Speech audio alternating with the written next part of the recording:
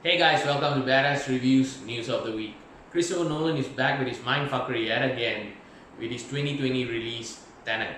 We saw a trailer last week and that was followed by the prologue. For those who were lucky enough to catch the prologue during the IMAX screening of the latest Star Wars film.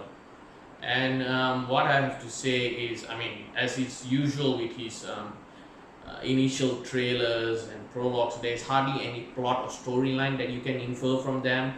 And after the war masterclass of Dunkirk a couple of years ago, what we can see from the trailer as well as the prologue is that Nolan is returning to his tried and trusted genre of science fiction.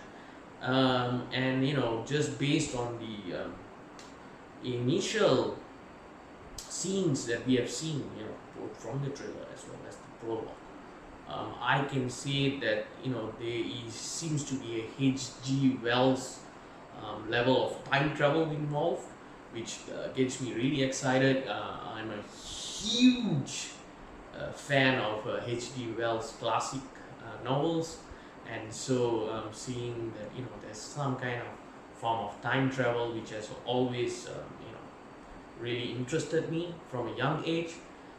Makes me really pumped up for this film.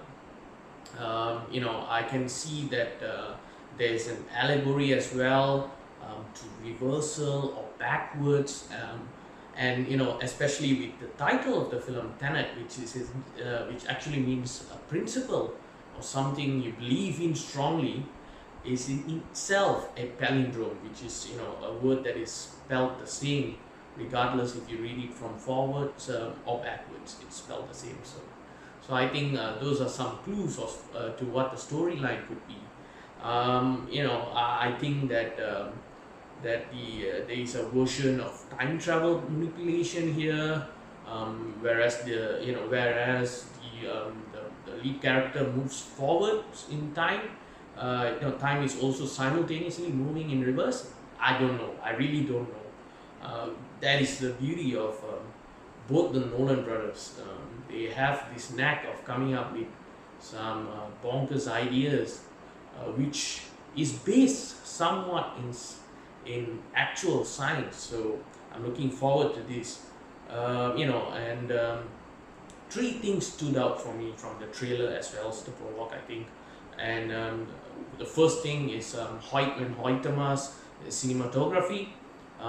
He is continuing his superb partnership with Nolan, post Interstellar and Dunkirk, and then now this. And then the second thing is the background score of what we've seen so far, and I have to say it was especially prevalent in the 6.5 7 minute prologue. Is the background score. The background score is thumping. It suits Nolan's style of filmmaking. It is by Ludwig Göransson, who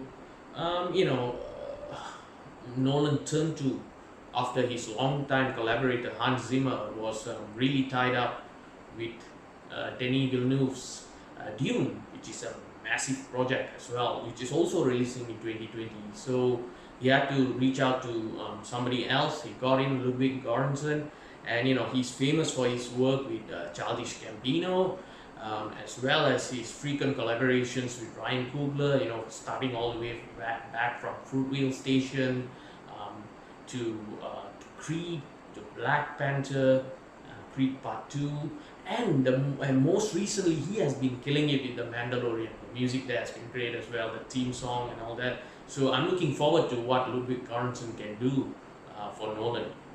And apart from that, one thing that I really felt was that the music was deafeningly silent and had my heart pulsing at every time that it crescendos into top gear of sorts. And the third thing that really stood out for me is none other than John David Washington. He has this weight of a family name.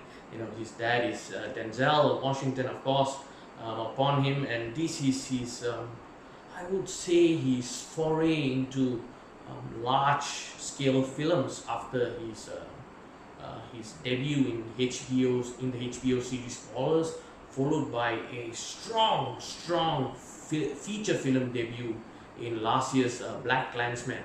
And I really look forward to seeing him showcase his undoubted genetic talent, and I can't wait to see more from him.